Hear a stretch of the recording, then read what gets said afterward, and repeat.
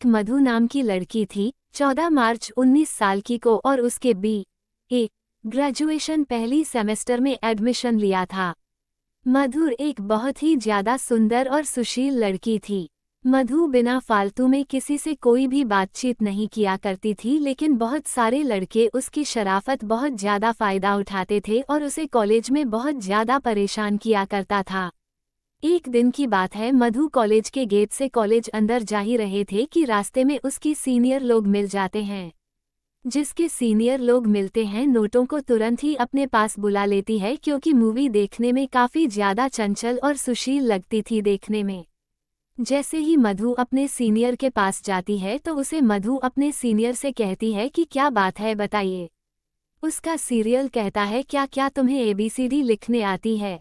तभी मधु कहती है कि अगर मुझे ABCD लिखने नहीं आती तो मैं कॉलेज में कैसे पहुंच पाती, को कहने लगते हैं। तभी मधु के क्लास का और उसी की समस्या का है एक लड़का मधु पर नजर पड़ती है, जिसे वो लड़का देखता है कि जिसका नाम रमेश था। रमेश ने देखा कि उसकी क्लासमेट मधु को सीनियर लोग मिलकर उसे छेड़छाड़ तथा उसकी रैगिंग कर रहे हैं।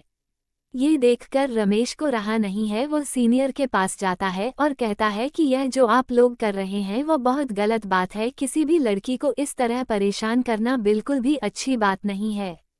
उसके बाद सीनियर लड़के तथा रमेश में काफ़ी ज़्यादा जमा हो जाता है और आखिरकार रमेश मधु को अपने साथ लेकर कॉलेज में अंदर जाना जाता है कि आज करने के लिए। जैसे ही मौजूदा था, रमेश क्लास करके बाहर निकलते हैं। रमेश से मधु कहती है कि कॉलेज में जो लड़की मुझे परेशान कर रहे थे, मुझे उससे बचाने के लिए आपका शुक्रिया।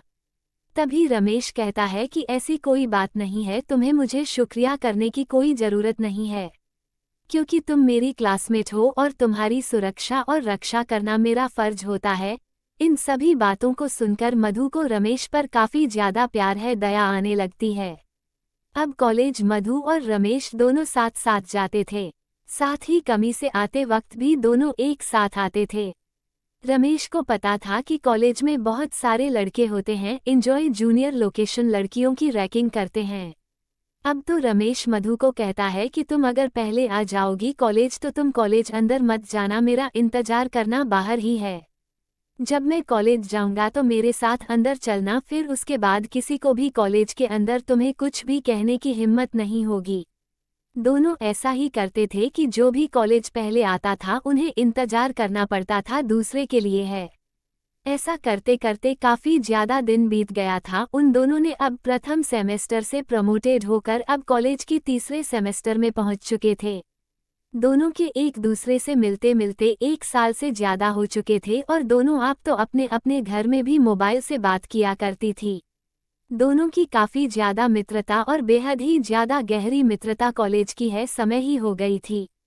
अब हम दोनों मिलकर मुझको ले जाते थे क्लास करने के लिए और कॉलेज दोनों प्रतिदिन आने के कारण दोनों क्लास में अच्छी रेपुटेशन पर पहुंच गए थे।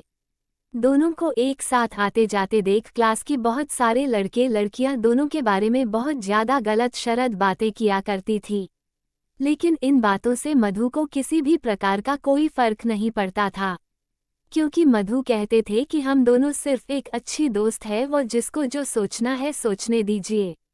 हम लोग कॉलेज में साथ आते हैं, साथ जाते हैं और साथ रहते हैं, हमेशा ऐसे ही रहेंगे। दुनिया वाले कुछ भी सोचे मुझे कोई फर्क नहीं पड़ता है। जैसे ही 3 साल पुरानी वाली थी, आप सभी लोग अंतिम सेमेस्टर की पढ़ाई कर रहे थे। बधाई देने के बाद, परीक्षा देने के बाद आप सभी लोगों की छुट्टी होने वाली है। लेकिन मधु को इस बात की चिंता होने लगे थे कि बिना रमेश की दोस्ती के कारण वो एक कदम चलना तो दूर की बात है, कॉलेज आना जाना भी नहीं चाहते थे।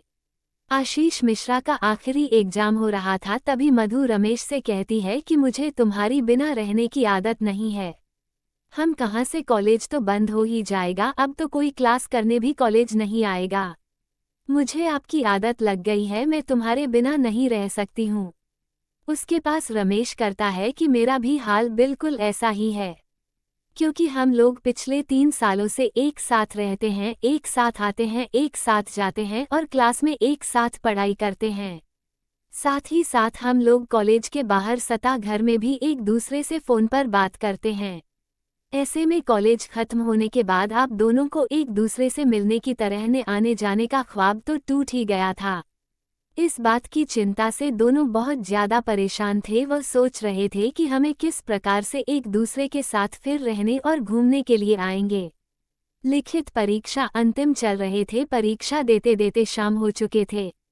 मधु और राकेश में शाम के समय जाते वक्त कोई ज्यादा खास बातचीत नहीं हो पाई थी, क्योंकि मधु कॉलेज लेने के लिए उसके पापा आ गए हुए थे और जैसे ही वह गोरे से पैसा लेकर निकले अपने पापा के साथ मोटरसाइकिल पर बैठकर अपना घर चले गए थे।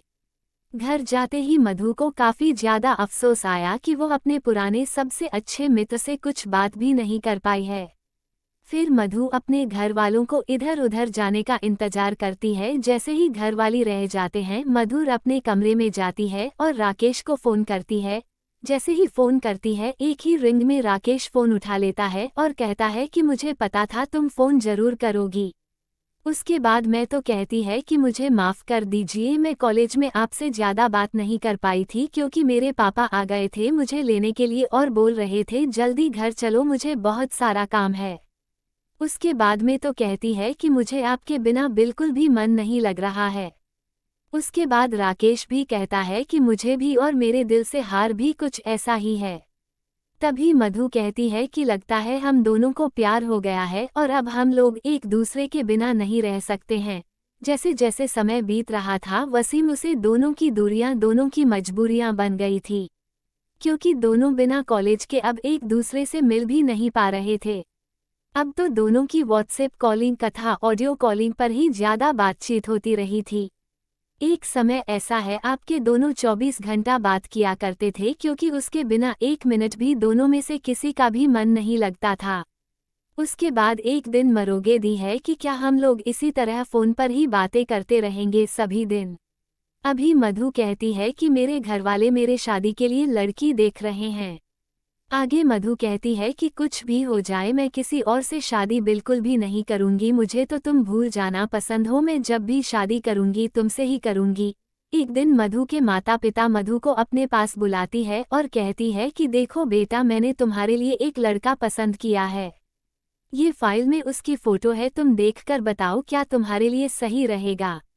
ये सुनते ही मधु को काफी ज्यादा गुस्सा आ जाता है। वह कहती है कि मेरे लिए लड़का है या किसी प्रकार का हुआ ढूंढने का कोई जरूरत नहीं है, क्योंकि मैं जब भी साधु करूंगी अपनी पसंद के लड़के से शादी करूंगी और अपने पसंद के लड़के को मैं बहुत पहले ही पसंद कर चुकी है। मैं उसके बिना एक मिनट क्या एक सेकंड भी नहीं रख सकती हूँ। ऐसे में किसी और से शादी करने के बारे में सोच भी नहीं सकती।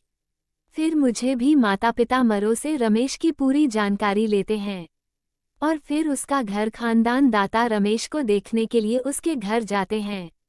दोनों परिवारों में काफी देर तक बातचीत होती है और अंत में दोनों को का प्यार जीत जाता है। ये दोनों के घर वाले दोनों की शादी के लिए राजी हो जाते हैं। हाँ, उसे दोनों मधुर और राकेश बिल्कुल खुशी खुशी अपना जीवन व्यतीत कर रहे थे।